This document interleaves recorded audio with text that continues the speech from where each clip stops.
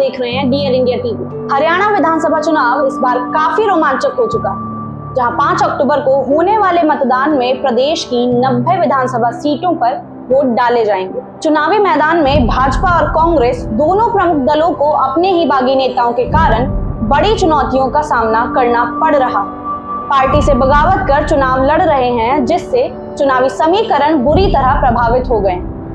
भाजपा और कांग्रेस दोनों पार्टियों के शीर्ष नेतृत्व ने बागी नेताओं को मनाने के लिए हर संभव प्रयास किए। व्यक्तिगत बातचीत से लेकर राजनीतिक दबाव तक सभी हथकंडे आजमाए गए, लेकिन इन प्रयासों के बावजूद कई बागी नेताओं ने अपना नाम वापस लेने से इनकार कर दिया।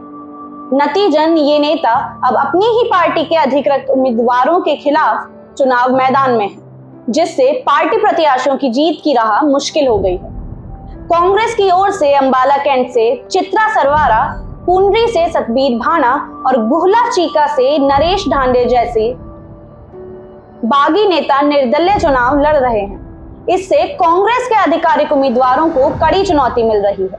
अंबाला में चित्रा सरवारा के चुनावी मैदान में होने से भाजपा के अनिल विज को फायदा हो सकता है, क्योंकि यहाँ मुकाबला त्रिकोणीय हो गया है। भाजपा के लिए भी कई सीटों पर बागी चुनौती बन रहे हैं। लाडवा में भाजपा के संदीप गर्ग और गन्नौर में देवेंद्र कादियान ने बगावत कर निर्दलीय चुनाव लड़ने का फैसला किया है।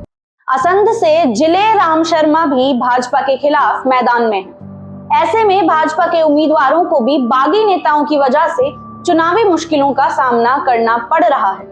इन बागी नेताओं का अपने अपने क्षेत्रों में मजबूत जनाधार है, जिसे नजरअंदाज नहीं किया जा सकता। बागियों की मौजूदगी से वोटों का बंटवारा होने की प्रबल संभावना है, जिसका सीधा फायदा क्षेत्रीय दलों और अन्य निर्दलीय उम्मीदवारों को हो सकता है।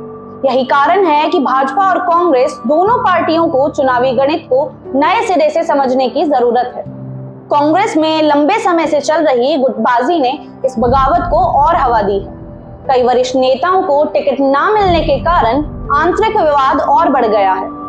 भाजपा में भी टिकट वितरण को लेकर असंतोष उभरकर सामने आया है, जिससे कई नेताओं ने बगावत कर दी। पार्टी नेतृत्व ने नाराज नेताओं को मनाने की कोशिश की, लेकिन इन प्रयासों का कोई खास असर नहीं दिखा। इस बार के हरियाणा चुनाव में बागियों की भूमिका निर्णायक साबित हो सकती है।